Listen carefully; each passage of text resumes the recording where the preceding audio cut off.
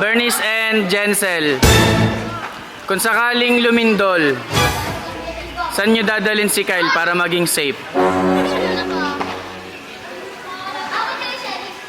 Jensel, ikaw muna. Kung sakaling lumindol, saan mo dadalhin si Kyle para maging safe at bakit? Sa walang building to. Para? Pag walang building, hindi siya babaksakan. Ligtas kami parehas. Hindi kita iiwan, hindi pa papayaan. Kung lilindol, saan mo dadalhin si Kyle para maging safe? Sa Kapilya INC. Kasi, doon, matibay. Tsaka safe siya doon. Mamahalin kita ng walang hanggan. Oh yeah. At hindi ka iiwan. Kung may lulutuin ka para kay Kyle, ano yon at bakit? Wait. Isda. Bakit? Siyempre, ano lang, simple, tsaka healthy yun para sa kanya. Ayoko kasi mga junk food kasi di yun makakaano sa kanya.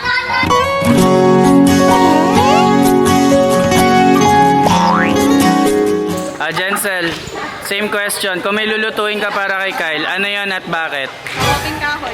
Para? Parang tayo ng wine. Para healthy, parehas kami healthy. Favorite din namin yan.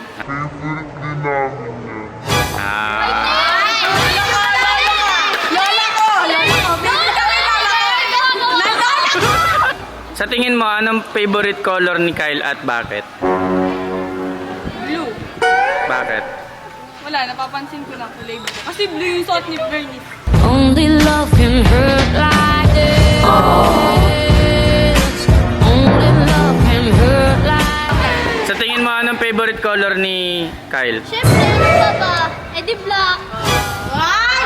Bakit? Ay, talaga yung suot. Minahal kita, hindi lang dahil maganda ka. Nis, Oh. kung meron kang kanta na iaalay kay Kyle, ano yon at bakit?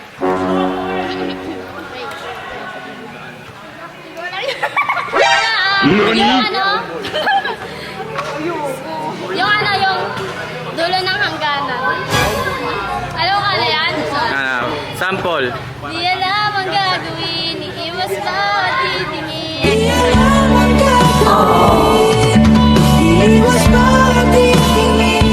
Okay, same question, Jensel. Kung may iaalay kang kanta kay Kyle, ano yon at bakit? Sa atin ka. Bakit? Bakit? Wala, gusto ko lang. Ay, wait, ano sa'yo? Akin yan. Maraming di sangayon sa pag-ibig natin pero di ako magpapadae. Kyle, base doon sa mga naging sagot nila, ano masasabi mo kay Jensel? Okay lang po. Mabait. Kasi naalala niya yung health ko. hirap palang umibig. Ano naman masasabi mo kay Ano naman masasabi mo kay Bernice? Ilan?